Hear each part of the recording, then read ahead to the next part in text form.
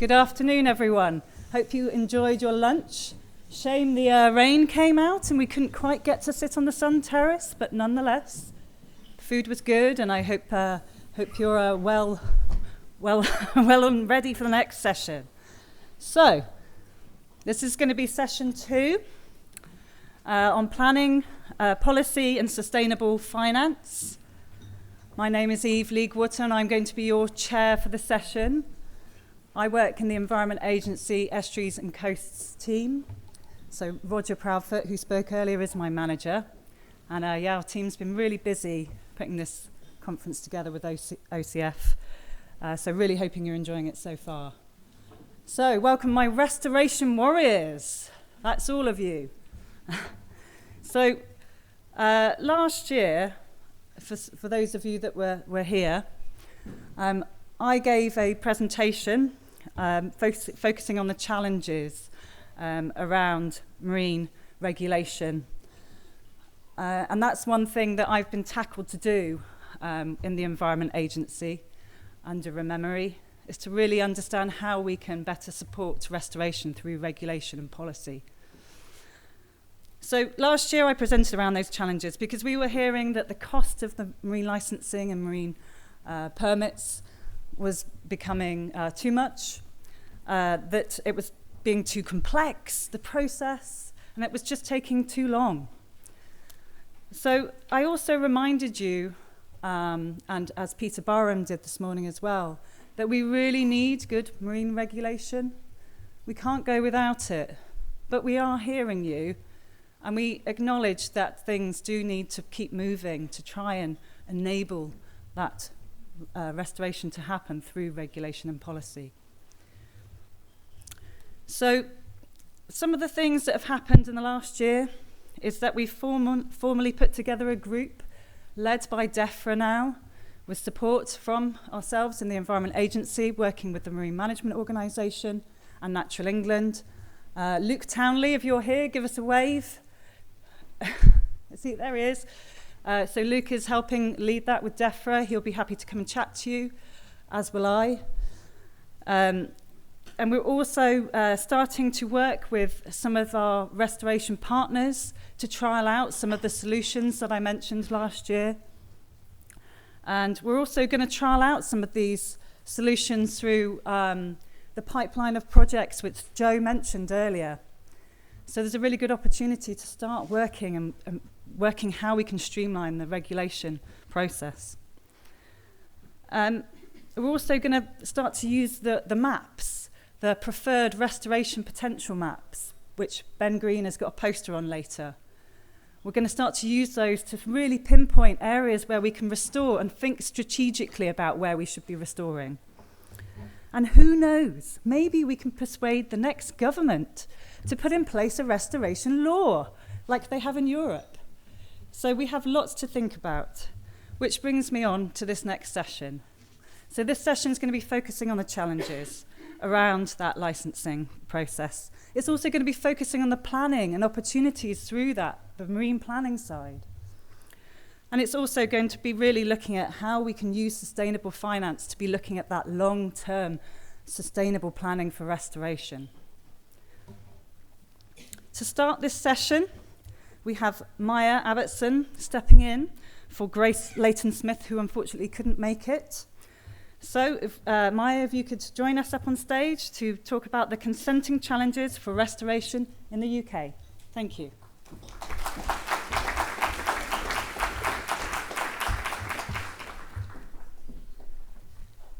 Thank you. Let's still work. Yes, fantastic. Thank you for the introduction, and thank you for setting the scene. My name is Maya Abbottson. I'm a Principal Marine Consultant at ERM. Can't hear very well. I'm quite short, but yeah, I will try. Is that better? Thank you. Okay. So ERM is a large global consultancy specialising in sustainability. I won't go on the hard sell, but a lot of the projects that we do in our marine team focus around offshore renewables, wind, floating and fixed. But we also do lots of R&D projects, be it supporting academia, industry, but also for the government. But this one project I'm going to talk about is our consenting support work we've done for the Wild Oysters project. And just as a caveat, as thank you for mentioning, I'm a stand-in for Grace. I'm not a consenting specialist, I'm an ecologist. And Grace was the consenting specialist who devised the presentation, has done the reflection, so I'll do best I can, but do bear with me for the next 10 minutes. And the second caveat I want to make quite clear also, these were our reflections, these were our experiences of one restoration project. So by no means are we saying that these are challenges that you might meet for all of your projects, but these were just our sort of take-home messages. So I'll talk a little bit about the Wild Oysters project, but we have Maria, I think, speaking tomorrow from Bangor University, who will do more of the technical side of it. Then I'll talk about where we stepped in and joined the party on the consenting side. And then a little bit about the roadmap to consent, the timeline that you're expecting, which some of you have probably experienced already. And then off that timeline, some challenges and solutions that we experienced. So the Wild Oysters project is a national collaboration between ZSL London, Blue Marine Foundation and British Marine. But importantly, there are local partners on the ground. So we have Bangor University for one of the Welsh projects, and the logo is not quite shown here. We have also Ground Force North Eastern Cumbria as well, as a local partner, as well as hundreds of volunteers. In terms of restoration for oysters, which a lot of you will be familiar about, there are two ways in which the Wild Oyster Project wanted to attack the problem. And the first was larval supply. So brood stock cages would be deployed around marinas and pontoons, creating, for want of a better word, nursery areas. And by putting these oysters together, they're getting a little bit broody, a little bit spicy, and the larval supply goes into the water column. Also, by putting these oysters together, if you have juvenile oysters, you can reduce the predation risk to them by allowing them to grow before they're then deployed into the natural environment. I think some of the work that Luke Helmer's team did down in Portsmouth and the Solent also showed that these were very good at providing refuge for fish and increasing localised biodiversity. The second aspect of it is, it's all very well increasing the larval supply. We need to have suitable habitat in which they can then recruit onto and the population can develop.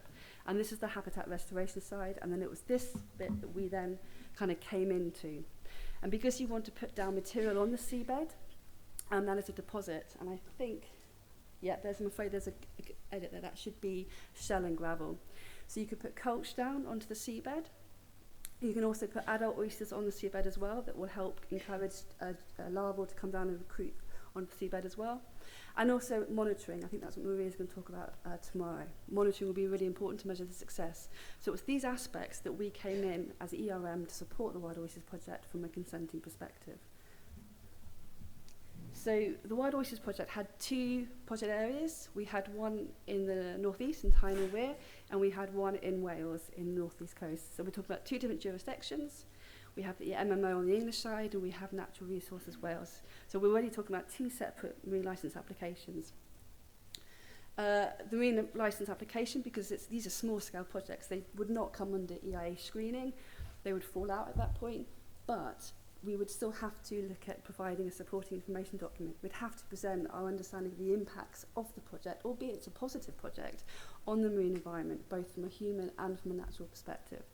And we'd also have to provide assessments, be them HRAs or MCZs, depending on where that work's going to be. So this is just a really very, very high-level timeline of the consenting process and the different stages. By all means, this is just an integration of timelines. If you were putting in a large-scale application for a large project, you're looking at a much longer timeline. And the first thing really is you have to produce your marine licence application pack and then submit it to the relevant authority. So for us, it was MMO and it was NRW. The MMO have a portal. NRW would be an email. I think they now have an application form, but still via email. Then it will then be assigned a case officer, and this is the most lengthy time. This is whether it be technical reviews of your application that you've submitted, the assessments, etc., etc. And then after that point, it then goes to public consultation, but also statutory consultation, so Natural England, and also within our NRW, you'll have the advisory and the regulatory side, it's two separate bodies, that will go to them. Following consultation, then the licence will be drafted, and that's where you'll get to review the licence, and in there may be some conditions. And then once everyone's happy, that gets agreed, you get your consent, you can go and do your restoration. And off each of those stages, I'm just going to pull out a couple of examples of challenges we had. Not the whole diary of events, but just a few examples. So the first thing is it's not so much a challenge, it just involves sitting back and thinking, what do we think the regulator is expecting to see? So we want to know where our sites was, and both areas were near or overlapping MPAs. So for the UK, for the English site, they weren't, while not overlapping an MPA, they were very close to MCZs. I mean, extremely close. So we knew we were going to have to do an MCZ risk assessment. And they were not overlapping, but they were close to some SBAs. I think it was the Northumberland Coast SBA and the Northumberland Marine SBA. So we knew we'd be doing HRA screening as a minimum. Both, and also as a WFD, as it's a coastal and shore waters. The Welsh site was directly overlapping both SPA and also an SAC, and that SAC was designated for various features, including Annex 1 Reef, which I haven't got time to talk about what came out of that, but that was also an important component.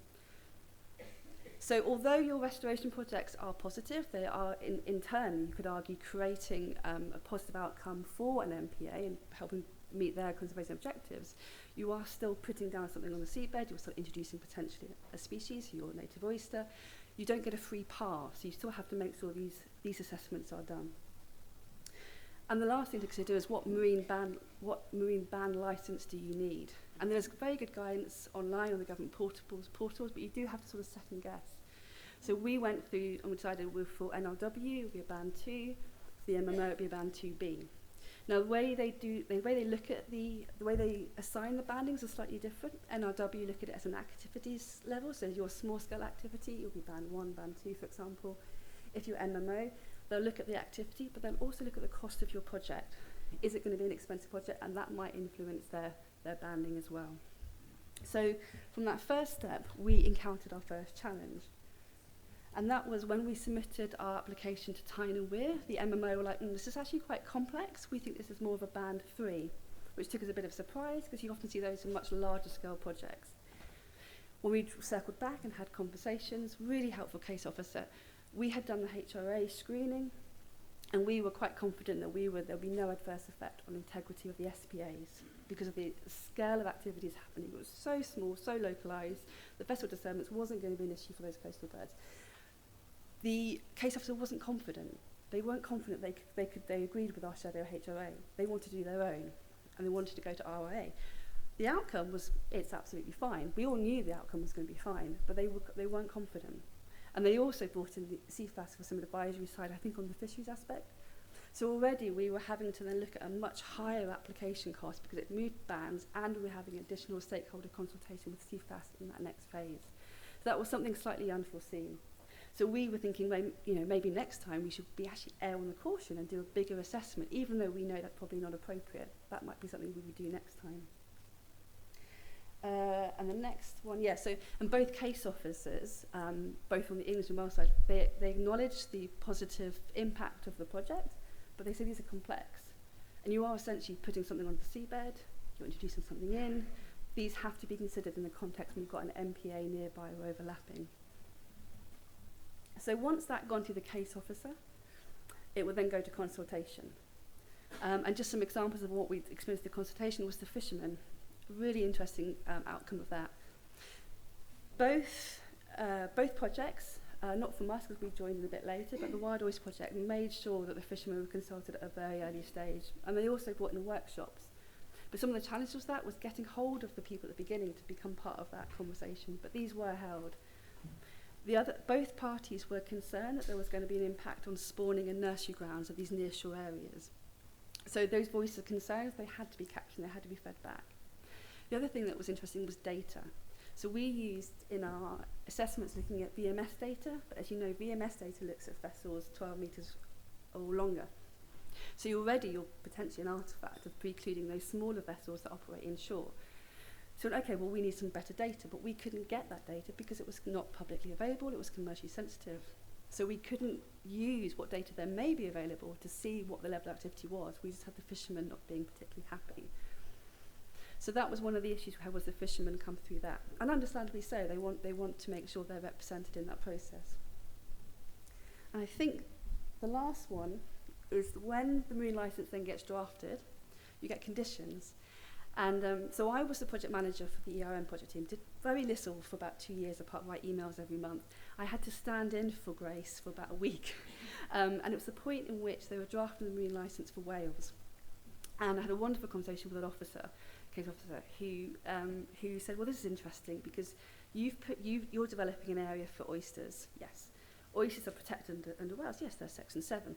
But you also want, as part of your monitoring, go and grab them. Well, not really. We want to grab the seabed and look at monitoring, habitat changes. If the visibility isn't so good, we want to have the option of grab. Well, they're protected, so you can't really grab them. But I said, well, they wouldn't be there if we didn't do the restoration. And we had this lovely hour-long conversation. And within NRW, that was the regulator side. And they can't always talk easily to the advisory side. But luckily for us, Wild Oysters project, I think the officer down, I think it might be Maria actually, had a contact on who they'd been speaking to from the beginning, who was on the advisory side. So between these sort of three-way conversations we were all having, we were able to agree it could be taken out because this was simply for scientific purposes. And if any oysters were packed, they would be put back. So that was a wonderful conversation, but a resolution was found in the end. And actually, both the MMO and NW were really good. If you have a good person you can pick up the phone to throughout, have these conversations, they can get resolved quite quickly. So just the last slide that I haven't memorised is thoughts for the future. And I'm sure that some of you might have similar thoughts. It just really needs to be quite a streamlined process. Our consenting team are very used to doing large, complex consents for large activities that will have an effect on the environment. We, in naivety, thought this is a restoration project. This would be quite a simple, straightforward process. And it wasn't. The setup wasn't quite there. The importance of data was really important. So while we weren't having to do a full EIA, we did need to have the right type of data at the right time just to make sure that all parties were represented in the receptor groups. And I think that's probably it for me. So thank you very much. I have the nods to finish.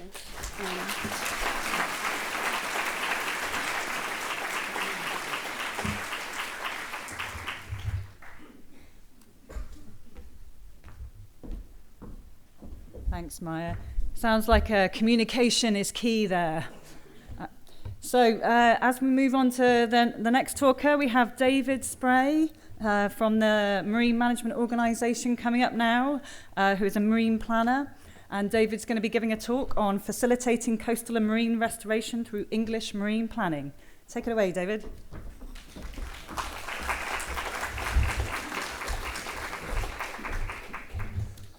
Good afternoon, everyone. Can you all hear me? Sounds like a yes. There are no no's. What a pleasure to be here today in Scarborough. I work in Lowestoft, so there are two big parallels. There are lots of kittiwakes and the sun always shines. So it's a home away from home today. My name's David. I'm a marine planner in the Marine Management Organisation, and amongst other things in my role, I lead on biodiversity policy for marine plans. Today, I'm going to be discussing how marine plans can work to facilitate coastal and marine restoration in England. And I'm going to set out a bit of context on marine planning, the progress we've made on delivering for nature through our marine plans, how marine planning has to evolve, and some of the mechanisms for delivering marine restoration through marine plans, and then finally a bit on our current work and the role that this community needs to play in it. So, just to start with a bit of background, firstly, marine plans. They're set up, they're strategic documents, and they're set up to make sure that the right activities happen in the right place at the right time and in the right way.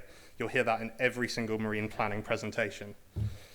The Marine Policy Statement sets out the current cross-government priorities for the UK seas and sets out some of the strategic direction for English marine planning.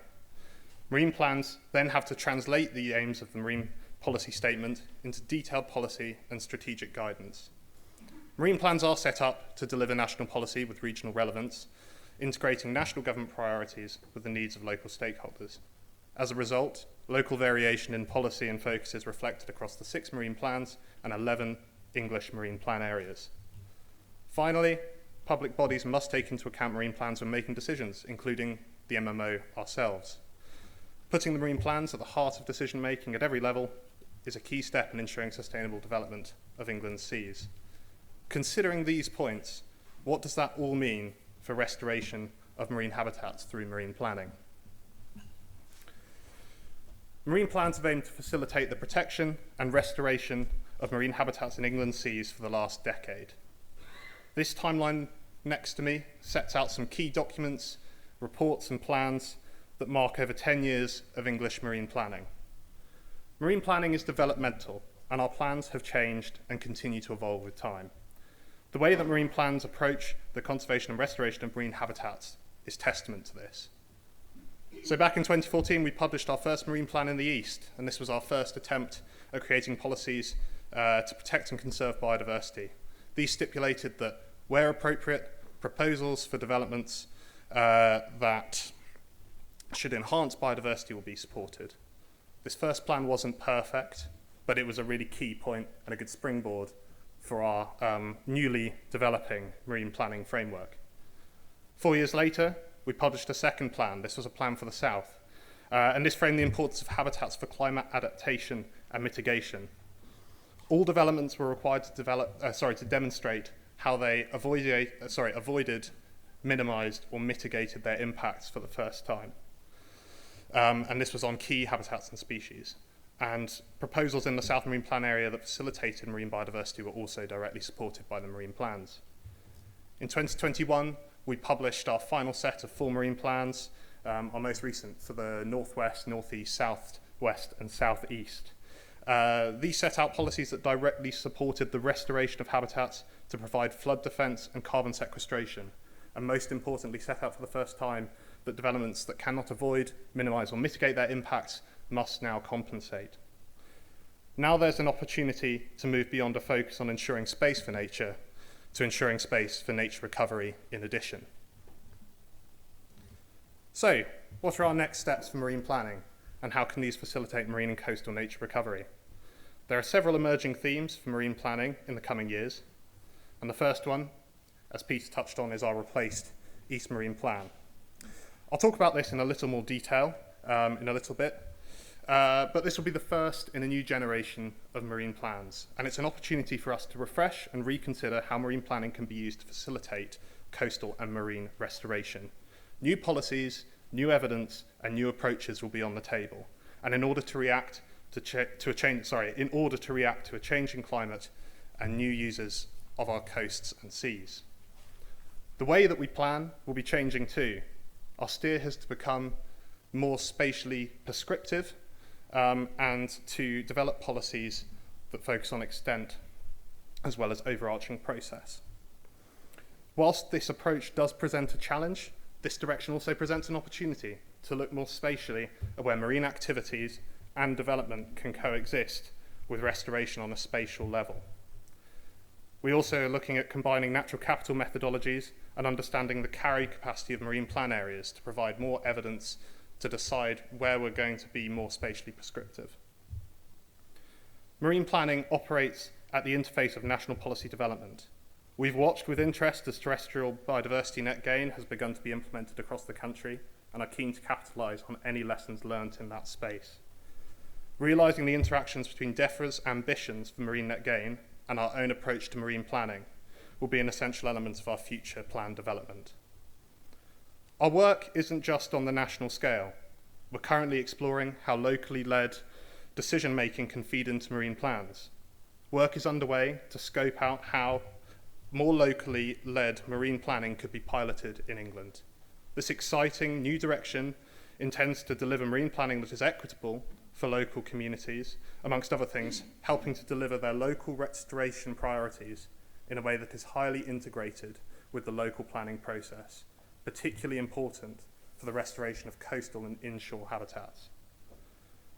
Whilst marine planning is set up to deliver policies that ensure strategic delivery of cross-government policy, I couldn't come here today and not touch on the consenting process. Marine planning is delivered in part through marine licensing, and we are and will continue to work with DEFRA to review the barriers to restoration as identified by many in this room. From a marine planning point of view, that's ensuring that our marine plans are easier to use and the way they're used within the licensing process is straightforward. I have to say, it was a relief in Roger's opening address to see so many points covered in what we're looking at doing in marine plans, integrating management from land to sea, more spatial approaches to where we undertake restoration and how our policies are developed, natural capital approaches, and engaging local people in equitable decision making. So, what are our immediate plans and what do we need from you? Marine planning is a collaborative process. Yes, it is set up to deliver national priorities, but only alongside the needs, wants, and evidence provided by a community of engaged stakeholders. On this slide, you can see the marine planning wheel. No, you can never escape it if you ever come to a marine planning presentation. And you'll see some boxes highlighted. So, we're embarking on our new East Marine Plan, and we've just completed our statement of public participation. This sets out our contract with stakeholders about how we're going to engage with them over the coming years.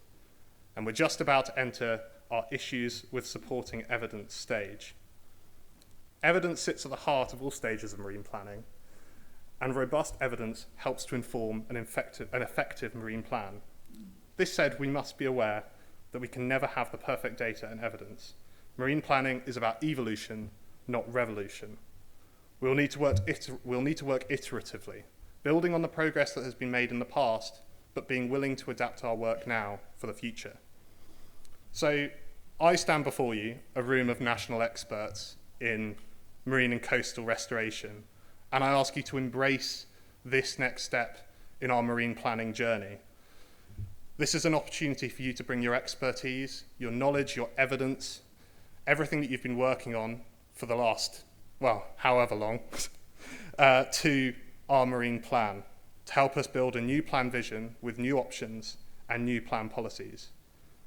Marine planning is an instrument for realising local and national marine restoration and can only be as strong as the evidence that feeds into it.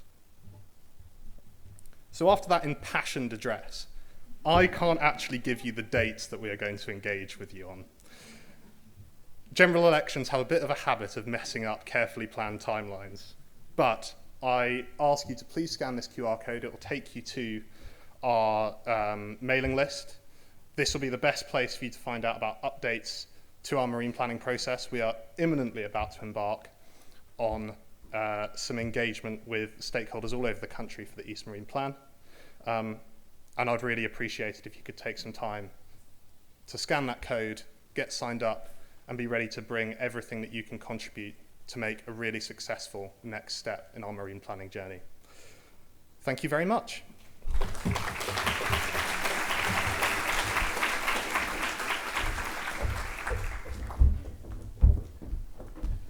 Thanks, David. Gosh, that's exciting. And you can be sure, by the way, that our Environment Agency Estuaries and Coast Planning team will be working very closely with the MMO, making sure that our ReMeMaRe tools are going to get fully integrated in the new marine plans. But as David said, please, will require your contribution as well to make sure restoration is fully embedded. Thank you. So, next up, and by the way, I've been told I must bring these microphones in a little bit so that we're not being favourable of tall people. Next we have Marina Pugh coming up. Marina is a Senior Specialist Advisor for Natural England on coastal habitats.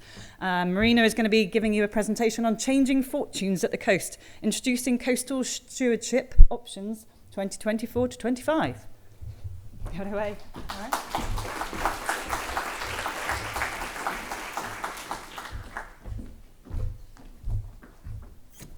Thanks, Eve. Afternoon, everyone.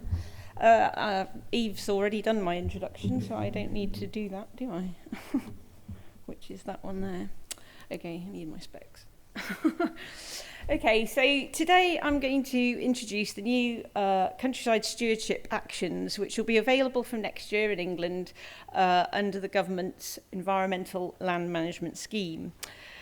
Over the next 10 minutes, I'm planning to run through what options are available for supporting habitat restoration at the coast, how the options have changed from those already available under existing and previous schemes, how they'll work, and how they've been designed to support ambitions for nature recovery and climate resilience at the coast by emphasising the role of natural processes. Okay, so first of all, a bit of scene setting and context, which highlights the growing number of drivers for restoration at the coast, of which most of us in this room are going to be fully aware. So DEFRA has set out mechanisms to meet targets identified under the EIP, Environment Improvement Plan, and a number of these are particularly relevant for the coast, those being creating 500,000 hectares of wildlife-rich habitat by 2042, restoring 75% of protected sites to favourable condition by 2042, and also mitigating flood risk and other climate-related impacts. Prior to this was a key ambition set out in the 25-year plan, was to improve the way that the government manages and incentivises land management. And this included designing and delivering a new environmental land management scheme, known now as ELMS, implemented through the Agriculture Bill 2020 to incentivise and reward farmers and land managers to restore and improve the environment and natural capital. So the new ELMS scheme, the new ELMS will include 3 schemes. The Sustainable Farming Initiative, the Countryside Stewardship, which is what I'm here to talk about today, and Landscape Recovery. These are all DEFRA funded and administered through the RPA, the Rural Payments Agency, ourselves, Natural England, and the Forestry Commission, and that depends on the focus of what's being delivered. Through these schemes, farmers and other land managers can enter into agreements to be paid for delivering public goods and services, so clean air and water, thriving plants and wildlife, natural flood management, adaptation to climate change. So in this context, England's coasts are a vital resource for nature, and they also have a key role in natural defence against climate change-driven impacts, such as sea level rise, storm surges, and coastal flooding and erosion. So at Natural England, we've been working with other arm's length bodies, Environment Agency and Historic England and others, and DEFRA as part of the Agricultural Transition Plan update to ensure that the ELM schemes deliver benefits for our coasts. So the full list of actions and options and everything is available on gov.uk if you want to go and visit all the finer detail there. So what's changed? So Countryside Stewardship has always and still does offers grants to farmers and land managers to undertake targeted actions to create, manage and restore specific habitats and features. Previous rounds of CS included actions for salt marsh, coastal sand dunes and coastal vegetated shingle, as well as the intertidal habitat creation option, which we otherwise know as sort of managed realignment. The new and updated actions will have a much greater focus on restoring and maintaining natural processes along the coastline. There are also 2 new actions, excitement, managing maritime cliffs and slopes, and also, even more excitement, making space for new coastal habitats. These are designed to allow cliffs and slopes to be managed appropriately, taking land at the top of the cliff out of intensive agricultural management and helping to adapt to coastal change. They're also designed to increase the range of habitats that are eligible for support actions and to create room for rollback in locations that are particularly vulnerable to coastal erosion and sea level rise. In addition, the agreement duration for these new options has been extended to 20 years as opposed to the original, the more standardised 5, and this reflects the longer term commitment to more permanent land use change that these options will represent. It's important to say that all of these actions are really complex and are going to require a lot of advisor report, hence they're all in CS at the higher tier, to understand the implications and the best courses of action on a site-by-site or case-by-case, I should say, level. And they'll also need feasibility studies to consider the habitats that are present, shoreline management policy, and the scale of change expected through climate change. Okay, so the manage and restore habitat actions are the ones that we already had in a way, but these have been, as I said, sort of updated and improved, we feel, as we think of the payments, which you can see there for each of the habitats. So the manage and restore option for each of these coastal priority habitats the aim is to restore and keep these habitats in a healthy and dynamic condition by allowing natural processes to function, increasing resilience of the habitat to climate change, and for salt marsh, obviously, the additional climate benefits that can be achieved through carbon storage. So for salt marsh then, the losses that are commonly attributed to things like land reclamation, sea level rise, sediment supply. So the types of objectives that we might be looking to achieve through this action might be things like avoiding disturbance and allowing natural processes of erosion, deposition, etc., maintaining a natural hydrological regime. As we know, salt marshes are dependent, and the vegetation that establishes there are dependent entirely upon the degree of inundation from incoming tides. So tidal flows in creeks and runnels, they all provide the structural diversity and a range of habitats for the plants and fish and invertebrates. So maintaining that natural hydrological regime, retaining successional stages, so that there's benefiting a range of biodiversity, including all the salt marsh flora and, of course, nesting birds. And then also managing grazing at a level which is sustainable for and compatible with the historical management of the site. And those sorts of decisions will be needed, again, on a case-by-case basis. So where grazing might be okay on one site, it might not be appropriate for another. So understanding that historical pattern of management is really important. For sand dunes, the challenges there include overstabilisation, nitrogen deposition, and invasive non-native species.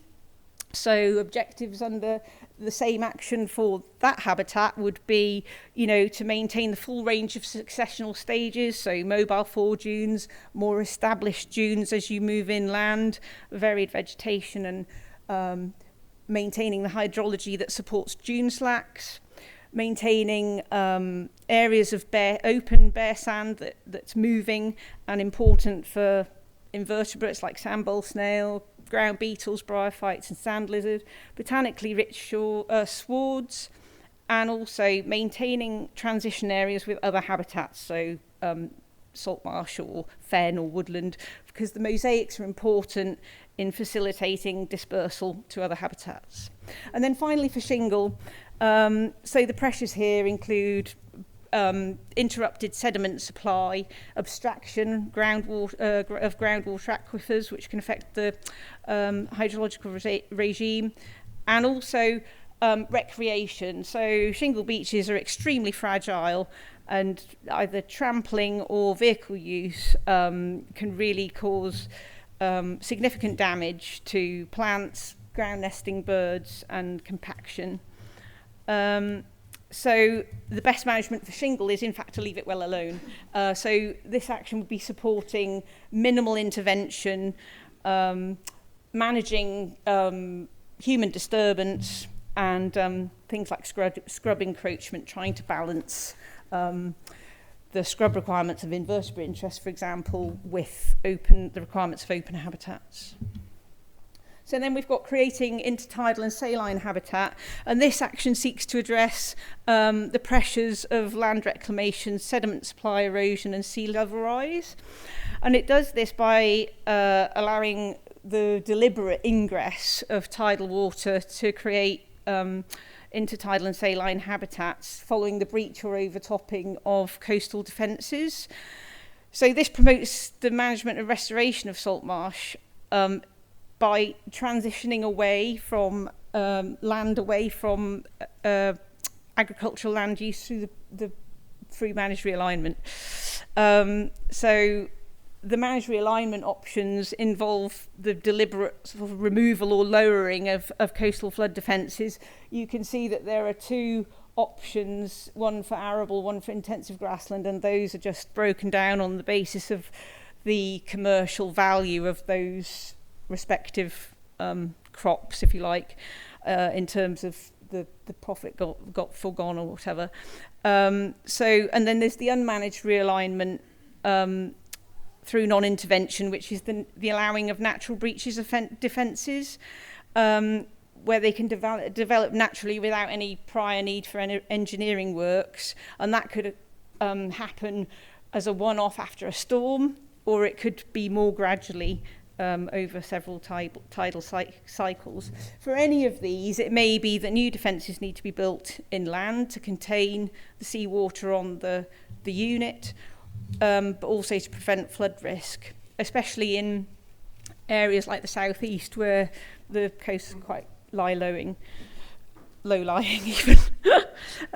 So management of the site will depend on the habitats expected to develop, but I think it's safe to say that we don't expect elms to cover the costs of large managed realignment schemes. Okay, sorry, because they're too expensive. So elms is designed to pick up the the management actions needed to maintain the longer term benefits of those habitat creation schemes. Sorry, I've overrun completely there. Okay. Yeah, thank you. That's all right. I'll leave it there.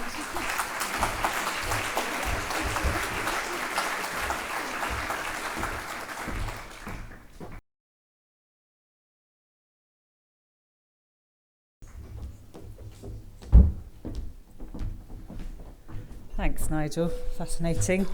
About our wondrous, glorious mud amongst the salt marsh. Right, and we're moving on to our final speaker of this session.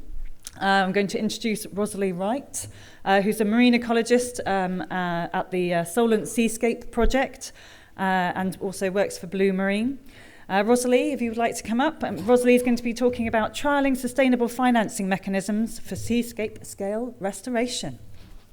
Right.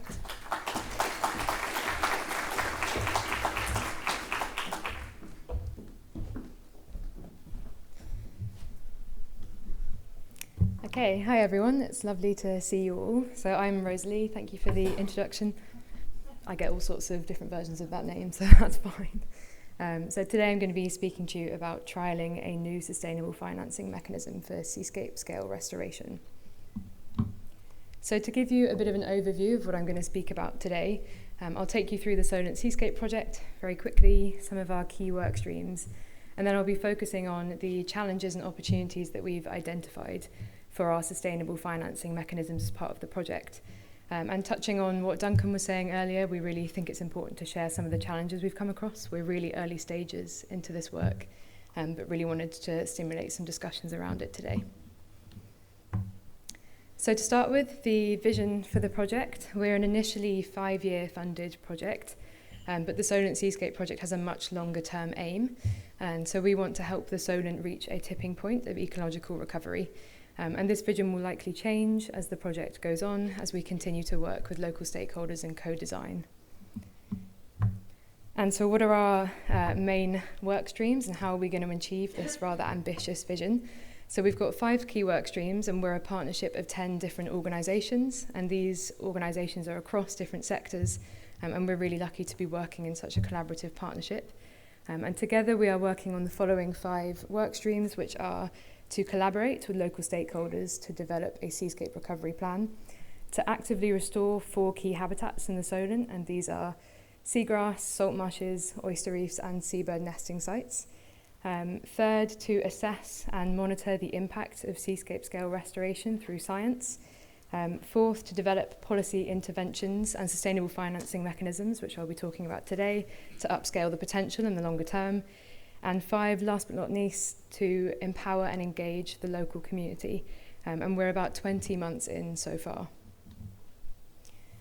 So I'll be focusing on the finance part of Workstream 4. And we are really excitingly one of 7 international projects who've been selected by an organisation called Plan Vivo, who some of you may know. And so we are trialling their new biodiversity certificate methodology. And it's really exciting because we are currently the only temperate marine project, which, as you can imagine, comes with its own challenges too, which I'll be talking about later. So who are Plan Vivo, if you haven't heard of them?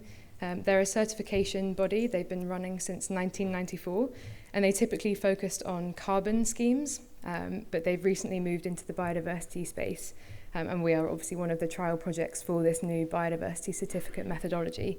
And really importantly, these schemes are high integrity, so they're very much evidence-based and research-focused, and also community-focused. So 60% of the funds that are generated through these certificates have to go back to the local community and the project. We have no say over how that funding is spent. They are also non-offsetting, so the purchase of these certificates cannot allow damage elsewhere, which is really important. And finally, they are third-party verified. So an organisation called Pivotal are the third-party verification body and require us to collect all of our data digitally so that they can do the analysis and ensure that there is no bias in the methods. So what data are we collecting for this methodology? So what you can see on the slides is a rather complicated but comprehensive scientific monitoring plan, which is led by the wonderful Professor Joanne Preston, who is sat in this room today, and her amazing team at the University of Portsmouth. And as you can see, we've got about 15 different indicators across different themes. And this monitoring plan is a really important part of the project. We're hopefully going to be developing this long-term evidence base of the actual impacts of seascape-scale restoration. And as all of you know, having long-term data is really important. And going forwards will hopefully help feed into enabling restoration to happen at scale. However, the funding to continue this monitoring, we can't continue to rely on philanthropy to fund monitoring in the longer term. And that's why developing sustainable financing mechanisms for this project is so important, and hopefully what we will be able to in part achieve through this work.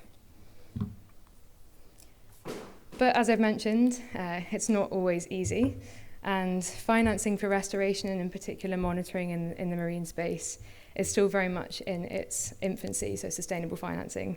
And part of our work with Plan Vivo as one of their trial projects and the only temperate marine project has involved feeding back to them a lot of our experiences of trying to implement the methodologies that they would ideally have us do, and deciding what they call a multi-metric, so a combination of different metrics to assess biodiversity, to track uplift over time. That's what they want us to monitor. It's particularly challenging to implement this in a turbid, murky marine environment like the Solent, as all of you, I'm sure, know very well, that kind of environment when you're working with meadows and marshes and reefs in the UK. So we've had a really fun time, and Joe is smiling at me down there. We've had an interesting time feeding back our experiences of how what they'd like us to monitor will work. So things like collecting all of our data digitally, so using audio as a potential and lots of videos and cameras, but how is that going to work in a really turbid environment? We do a lot of that for the project already, but we may come across challenges as we expand this for Plan Vivo. It also means that the data that we collect already in that amazing slide you've seen before and the comprehensive evidence base we're building, because Plan Vivo designed their methodology afterwards, we are now having to collect a little bit more information to ensure we reach the right amount of data for the Plan Vivo standard, which makes sense, and they have a lot to track. But it means that some of our monitoring will need to be slightly expanded, and that requires an initial investment of more time and more funding. But on the flip side of this, we hope that through putting in this investment and the cost of baselining data, we will be able to get back in the longer term funding for the wider project monitoring, which, as I mentioned, is really important, and also another set of consistent KPIs in addition to the 15 that we already track, so having really specific ways to assess biodiversity uplift in the longer term once it's been established. And the second challenge we've identified is benefit sharing. So as I've mentioned, 60% of the funds have to go back to the local community, which is amazing, and it's one of the reasons that we're really excited to be working with Plan Vivo, and we think that's a really important part of the methodology. But how do you decide who a community representative is for a population of 1.6 million people? It's a really complicated question, but a really important one to ask. And at the moment, we're looking at trialling this certificate scheme in a slightly smaller area, so 2 specific harbours where most of our monitoring is happening already, and will be a slightly smaller community, so we can understand how this will work and the benefit sharing can go forward. And again, on the flip side, once we have identified the solutions to this challenge, we hope that this will be a really important engagement tool and a way to bring people on board with the concept of marine and coastal restoration.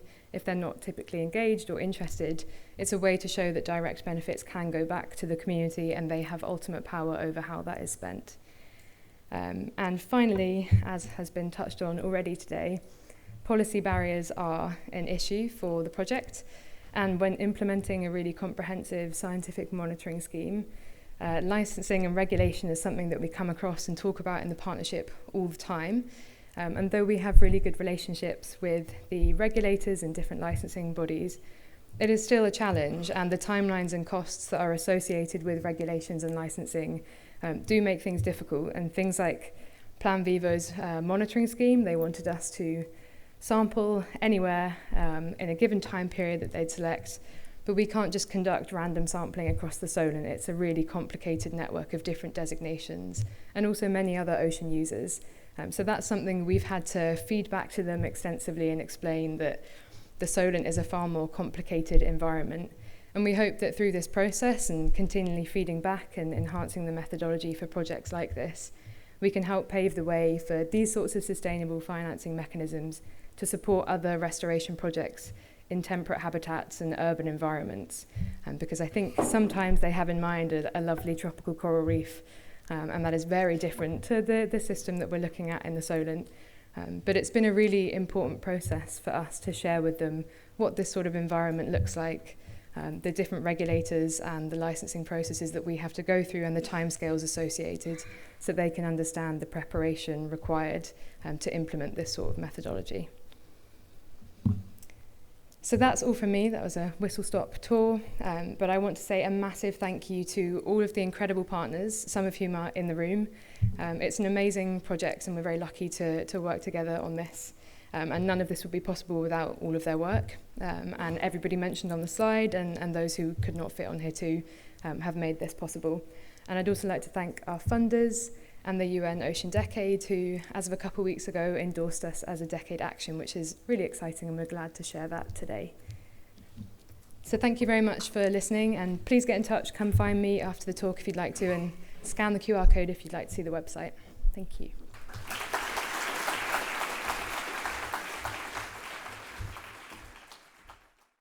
Yes.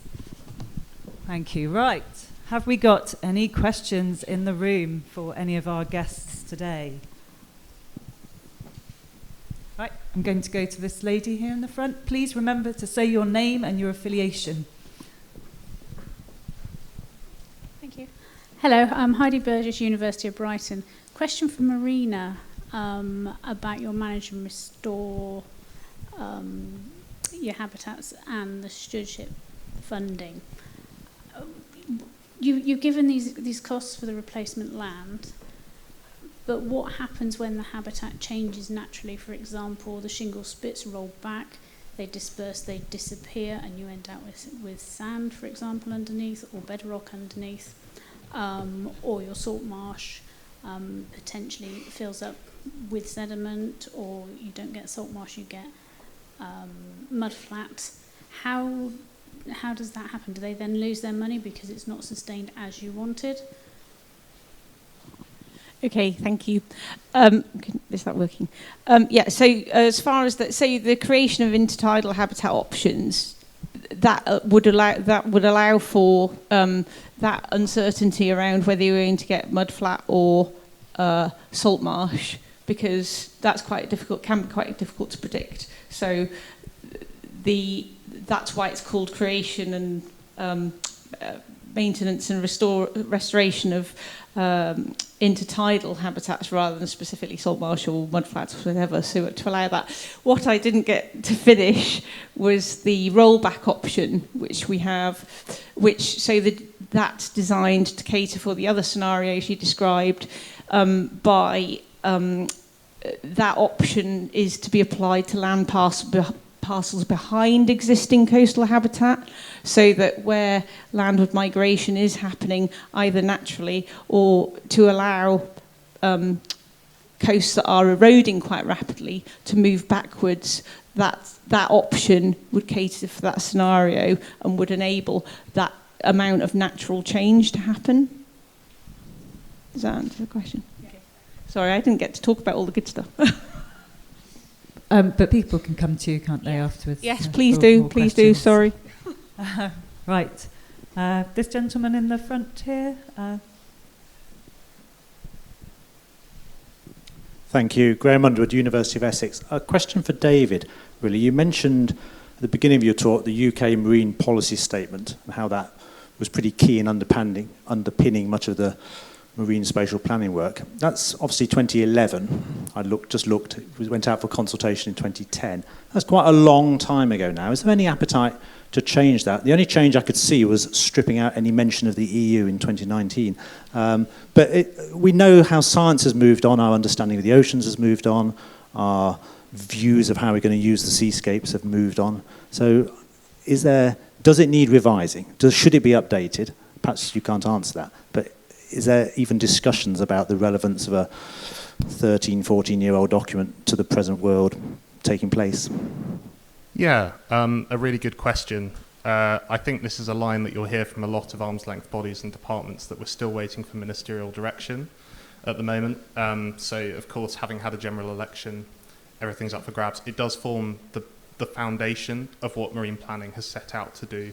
That's what a UK policy, a national policy statement does. But there are less formalised priorities that are brought in terms of government priority. So it's certainly not my place to say whether there needs to be a new UK MPS. Maybe one day I'll be able to say whether there should be or not. But we're still waiting for government direction on exactly what our new government's priorities will be. And that's all I can say on that, I'm afraid. Thank you. Just to say, we have brought it up as well because it's been noted, and word with DEFRA is that they are also aware of it, and it could be used as something to develop in the future to really change things a bit, as you say, as science has moved on. So yeah, we are on to putting the pressure on as well. Right. Any further questions? In fact, I saw Orlando, your hand up before. Right, thank you. Yeah, Orlando Van, WWT. I'm sorry, Marina, it's a question for you again, sorry. So firstly, I completely recognise how hard you and the team have worked with DEFRA to improve the coastal options, but just from the coalface, there's a couple of blockers out there which may become a problem.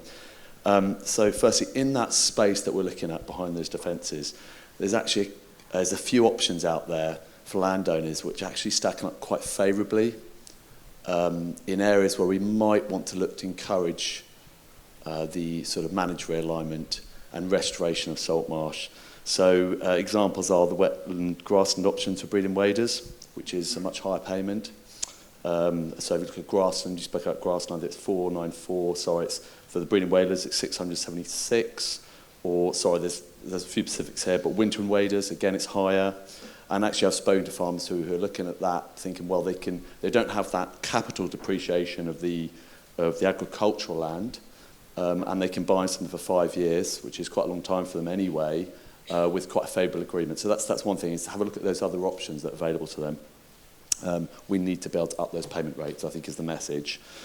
Second thing is just the way forward, and again, I'm sure you're on this, but the issue around the intensive grassland payment and getting people on board with that is the fact that where you've got a priority habitat for floodplain coastal grazing marsh, there is, I think, an exclusion against that in terms of the bringing forward some of those options for creation of intertidal habitat. And if you look at Magic, as it currently stands, we've got this layer which pretty much covers all of our estuarine floodplains as priority habitat. And if you go out into those areas, we're talking like intensively managed grassland areas, which are pretty unfavourable, and I would not say is good quality priority habitat, and yet it would mean that we can't potentially take forward those options. So just a couple of things out there at the moment which are acting as blockers. Now, I know there's an opportunity to talk to Natural England about that priority habitat, but if you're a landowner looking at it and you're thinking about certainty, obviously that's not very attractive. So just some feedback, really. Do you want to respond on that? Yeah, no, thanks, Orlando. Where are you? I can't see you. He's over. Oh, over there. Okay, yeah, no, thanks, Orlando. So, yeah, we were aware of some of the things that you've pointed out, and yes, whilst acknowledged that although the payments have improved, they're still not perhaps where we'd like them to be in terms of incentivising people to do these actions. I think, yeah, so we're still wrestling with the issue around coastal grazing marsh and the issues around realigning over that. And I think there's a sort of division almost between the rollback option and what we're calling the managed realignment options. So with the rollback being specifically around allowing that natural change to take place rather than deliberately trying to instigate change. But yes, appreciate there's still lots of issues around that. And ultimately, I think, apart from the financial incentives that drive it from the applicant side, obviously from our perspective, we've got to think about what the priorities are in terms of, if it's a designated site or if there are, features to consider there. So. Okay, I don't know if anyone else has a view on the panel. Did that? No? Okay. In that case, more questions. I saw there was some over there. Peter, you had one, didn't you? Go to Peter. Thanks. Pete Barham, SUDG. I think it's a question. I'm not sure. I'm sorry, it's also to Rosalie again. Really welcome the figures you gave in the talk about coastal habitats, etc. That's really good news. Two assisted questions, really, or linked questions. Firstly, if somebody buys that land for the purposes of, for example, delivering net gain, do those elms and countryside stewardship payments come as part of that land? Because obviously, technically, that might offset some of the cost of purchasing the land to deliver net gain. And my second question, which is linked to that, is because that land can now attract those payments, does it increase their capital value as far as anybody trying to buy the land in the first place? Oh, I'm not sure if I mean, Marina, I think you're probably better. Sorry, I meant Marina. I'm terribly sorry, Rosalie. Oh, goodness. Okay, we might need to go back over all that again. So I think it's around, I suppose it's more around how we're making sure it's fair, around the land management and who gets what. In terms there is an argument that net gain has to see actual improvement. The elms and countryside stewardship payments are assisting in making those improvements, which are fantastic. I really welcome that. My question is, if that land that say for example a port company buys some land to turn into managed realignment, does the fact that that land comes or is liable for elms payments, does that allow it to become part of net gain?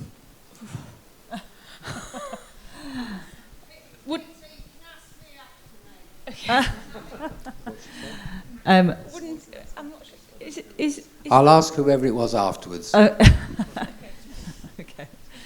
All right. Sorry, Peter, we couldn't quite get that answered. I'm going to go to. Is that Lynn there? Yep. We go to Lynn Jenkins. Lynn Jenkins, Environment Agency. Quick answer for Pete's benefit and Marina's no. It's a very short one, but it leads into a different question that I know a number of us who are doing managed realignment schemes are facing. Most of them require planning permission and will require 10% BNG. That, interestingly, Nigel, will blow the costs of those sort of schemes out of the water. So a plea on the policy side that this needs to be resolved as a matter of urgency. It's more a comment than a question. Okay, thanks. Thank you, Lynn. Hopefully the right people took note of that. Right, I'm going to go out again, perhaps this side. Yeah, this lady here at the front. Well, middle, yes. Just wait for the microphone a moment. Please remember to say who you are and your affiliation. Yeah, so Karolina Skalska, Environment Agency. I have a question for Rosalie. Why did you decide to go the stacking route? Because I know there are some issues that have been raised recently around stacking, especially around the transparency, and obviously we have quite a lot of evidence gaps around the ecosystem services that you chose. So I was just wondering what your experience has been with that and what you're going to do to ensure the high integrity of the credits that you're planning to sell. So hopefully this is working. Yeah. So yeah, that's a really good question, and that's why we've been focusing on just biodiversity to start with. So obviously, as you will have seen on the slide, our goal is to create some form of stacking, because we will be tracking biodiversity, nutrient and carbon, hopefully uplift as part of the project. But that's so complicated, and we haven't yet got carbon codes in place for the habitats that we're restoring, and nutrients is even more complicated. So we haven't decided whether it will be a stacked scheme. That was our initial aim. It might be that that's what works out if the evidence shows it's possible and it is robust enough. But that's why I only spoke about biodiversity certificates, because at the moment we realise things are going to be very complicated. We want to wait for more advice and focus on what we can do, and that's currently the biodiversity certificate scheme. But Joe's methodology, we are collecting hopefully all of the data to cover in future as we can look towards carbon and nutrient. That's brilliant. Thanks. Great. Thank you. Thank you, Rosalie. I think there was one more. Caroline, I think I saw you had your hand up. Can we get the microphone to Caroline, please? Thanks. Hi, Caroline Price, Crown Estate. Rosalie, it's a question for you about the community angle around the Plan Vivo, which is, it's a really brilliant part of the way that they run the process. But I'm really curious to know how the project through Solar Seascape, you're kind of thinking about the kinds of benefits that the community, because it's a massively diverse community around the Solar Seascape area. So I'm interested to know where you've got to with thinking about, what should those benefits look like for the community, and how you're going to, I guess, how that might unfold over the course of the project. I realise it might be quite early days, but I'm just really interested. So we definitely are early days, and I think the first thing to say is that we don't decide as the project, we don't decide the benefits that the community would like to go for as part of this funding, and that's one of the really good things, and the reason that it's also so complicated. So we've been looking at how, through the Seascape Recovery Plan work that the project does, which is stakeholder and local community engagement for the project, how we could identify a community representative. And so ideally we've identified one that might work, and they're already a stakeholder group that's been existing for years in the Solent, and they represent multiple different industries and people, and it's open to join.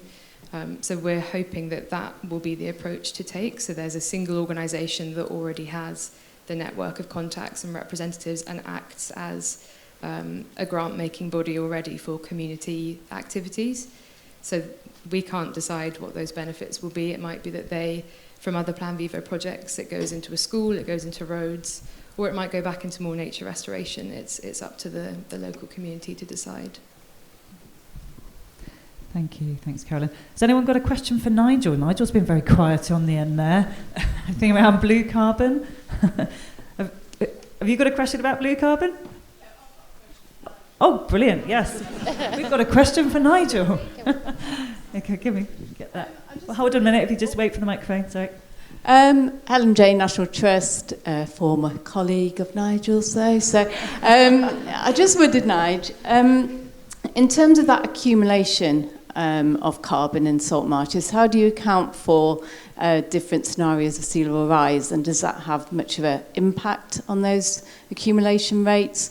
And also, how do your calculations take into account some of those natural changes in that marsh as it evolves? So we will expect some areas of erosion, some areas of accretion, but how have you built that into some of your calculations? You got this. Well, yeah, thanks, Helen. That's great. So sea level rise is in there, so we can put different rates in. So that's covered, so that, you know, your marsh accretes rapidly until it gets around mean high water springs, HAT, highest astronomical tide, and then sea level keeps raising that level. So that's good because you keep getting some more sediment and some more carbon. So that's in there. At the minute, we just treat the whole of the salt marsh area as a sort of uniform block of sediment. We don't carve any creeks into that. I guess we could do, and then say, well, the creeks don't store as much carbon. We could do that. Could analyse the area of typical salt marsh creek system. I guess we don't at the moment. And we just treat the whole thing as a accretionary block of sediment. Was there any more questions tucked away in that package? That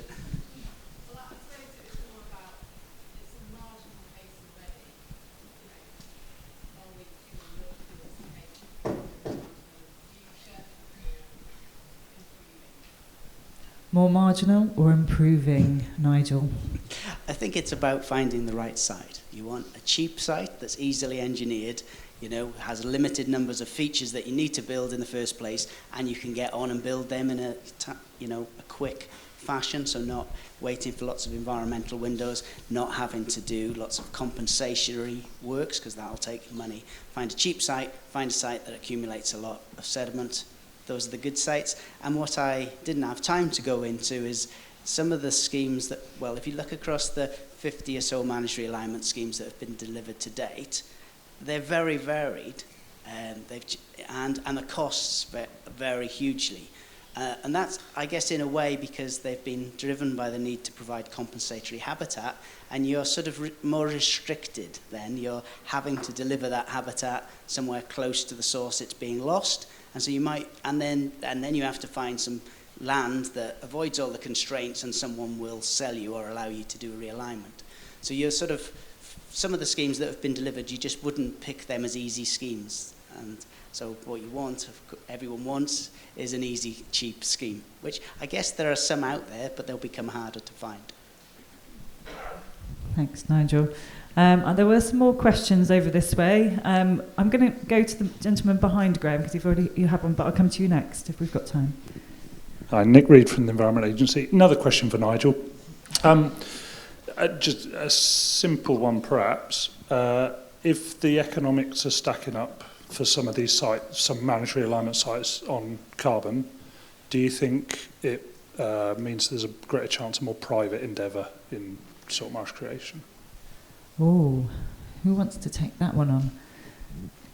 Well, I guess that's the hope. Well, perhaps pass it down the line after. I guess that's the hope that, yes, other people, because everyone, loads of organisations have got net zero targets, so the hope is, yeah, there'll be an economic case for funding salt marsh schemes with that sort of income. As I've sort of alluded to, I think it might work in its entirety for some sites. For other sites, maybe it's just a component of the funding and you need other income sources. And carbon at the moment isn't the most profitable thing to claim the credits for. So if you went for biodiversity credits, my maximum figures were 30 million over 100 years for your salt marsh. But the biodiversity credits, if you went for, I think it's 4 credits per unit area, which is the maximum one, you could be looking at 100 million. But people would say then, well, that's the better source of income. And it is, but there might not be as many buyers for biodiversity credits on salt marshes. So there's a bit of a debate to have there. But yeah, the hope is more money for salt marsh restoration. And of course, making sure we have the private, companies working in partnership with everyone as well. But yeah, I don't know, Rosalie, whether you want to, or Marina, add any comments there? Only that, yeah, so as I was saying in the talk, that the managed realignment options really, they're not anticipated to be funding these much larger, more expensive schemes. They're more about supporting the management that comes after. But there is, the anticipation is that they can be used alongside other finance, so like private finance, etc.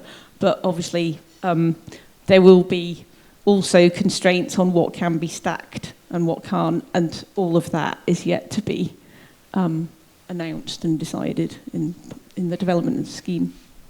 Yeah, we're definitely moving towards that, though, as obviously things like public funding goes down. So, yeah. I'm going to go back to Graham, because you had another one, didn't you? A question. Thank you, Graham Underwood, University of Essex. And another question for Nigel. We're on a roll with you now, Nigel. I wonder if you could just unpack a little bit. You alluded to it in your talk, the difference between just accumulating sediment in a hole in the ground that contains carbon that's already in the sea and new carbon. And I know the early times I saw your talk, well, I think you're talking now about the difference, and I know you work with Rachel Dunk around all these sort of things, but I think just for the benefit of the room, you said at the end, we should open these holes up when the price is right to get the maximum accumulation, but in a way, that carbon's already there. It's not actually climate mitigation if it's already in the system. So true carbon credits, I think, are only for the new carbon that you've captured in the system that someone else hasn't claimed somewhere else. And I just wonder if I know you've been working on that, and just say a little bit about how the line of thinking is going along those lines, because it's really important for the story about how important marshes are as climate mitigation sites versus preventing flooding or the other benefits that we get from them. Yeah, no, good question. Thank you. So I think you were just trying to see if I could say allochthonous, weren't you?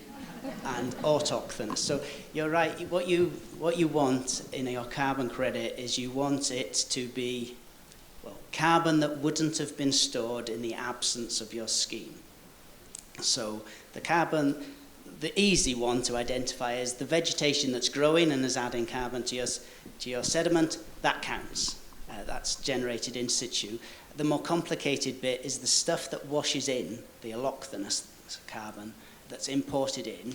How much of that would have been stored anyway without your scheme? And the argument you're trying to make is that the scheme provides a bit of a safe haven for some of that stuff, that if it was just washing around in the estuary or anywhere else, it would have been reoxidized.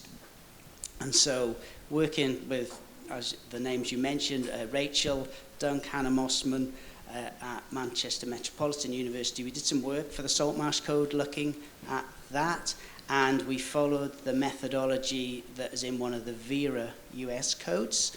And that, if you can follow this argument, it assumes that in the absence of your scheme, the ultimate fate of the sediment that comes into your scheme, if your scheme wasn't there, the ultimate fate would have been on the continental shelf. And then you go measure how much carbon still remains in sediments on the continental shelf. And you find there's still some there, and that's the carbon that's associated with the mineral fraction. And you say, okay, on the continental shelf, when the sediment's finished its travels, it's still got some carbon in. So that would have always been stored, and you essentially deduct that, and anything that isn't that, you can count. And there'll be a sort of an equation for working that out in the forthcoming code. So you can count some of the sediment that washes in and all of the new carbon. Thank you, Graham. And just to say that our Environment Agency colleagues have got a really good project running at the moment with a number of carbon flux towers set out on some sites across England, and that's looking at the flux of carbon in and out of some of these schemes. Perhaps we'll watch out for a presentation on that at Coastal Futures or next year, perhaps. But my colleague Africa, if you give a wave, has been working on that, so she can talk to you about that. Any other questions? Oh, Lydia. Get the mic to Lydia, please.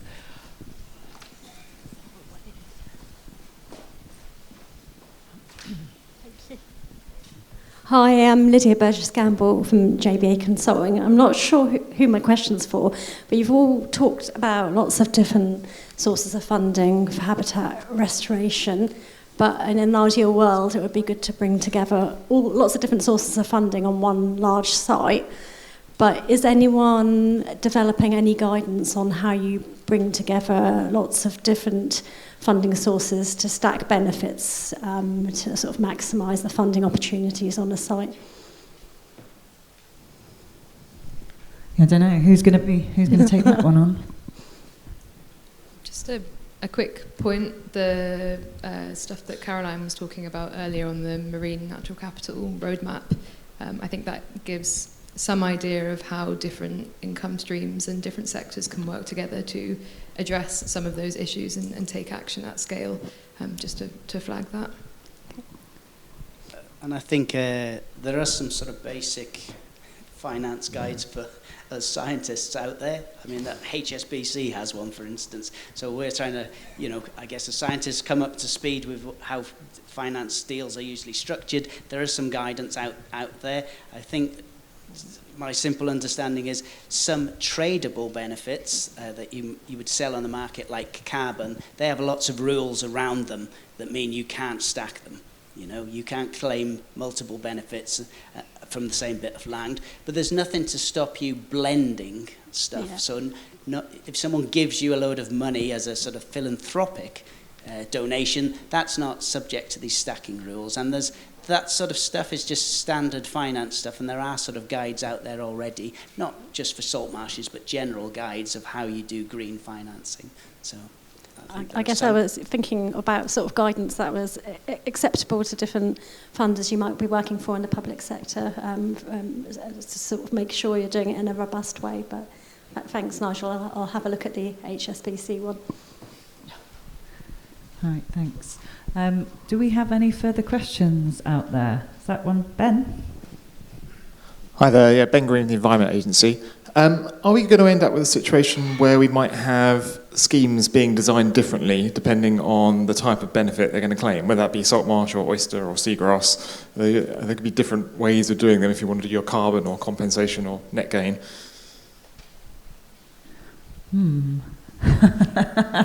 Is that looking back to you, Nigel? I am on a roll, thank you, Ben. But can I answer it? You would hope not, wouldn't you? You would hope that we don't end up where we're just doing a scheme with tunnel vision on carbon and it isn't delivering other benefits. You would hope that we sort of still have an eye on other benefits as well, be they fish, recreational, well-being, and the quality of habitats. I think really, I mean, I shouldn't say this from an engineering consultancy, should I? But the habitats will generally form, if you put a hole in the embankment and the tide fills it, they will form habitats. So I'm not sure there's going to be that much room for manoeuvre in the way we design those things. Thanks, but yeah, it's really important to capture all the benefits. That's the way forward, isn't it? Hopefully we're all in agreement there. I don't know if anyone else wants to... No other further takers on Ben's question? No? Steve. Let's get that mic to Steve Colclough here. Yeah, just a quick one. It's about those other benefits. I happen to have a fishy background, so I want to see the fish benefits in this. But I'd make a point that I was going to make in the previous session, that if we're looking to draw in additional funding streams, we not only need to describe those other benefits more clearly, but we need to have some other examples of sites that will excite people. Now, what I mean by that is most managed realignments we create, with all goodwill, end up looking like a bird reserve managed by RSPB. And that is no disrespect to anybody involved at all.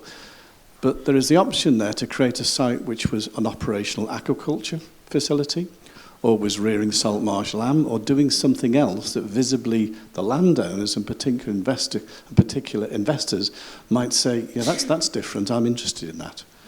So it's not a criticism, it's just saying a plea to broaden what we're trying to do and achieve, and make sure that we describe those benefits more clearly. Thank you. Thanks, Steve. I think we're going to draw it to a close there. I think it's time up. You're looking like you all might need a cup of tea or coffee. But I've got a few announcements to make, because I don't get up yet. Just before I do, I just want to thank my guests. So if you can all give them a round of applause, please.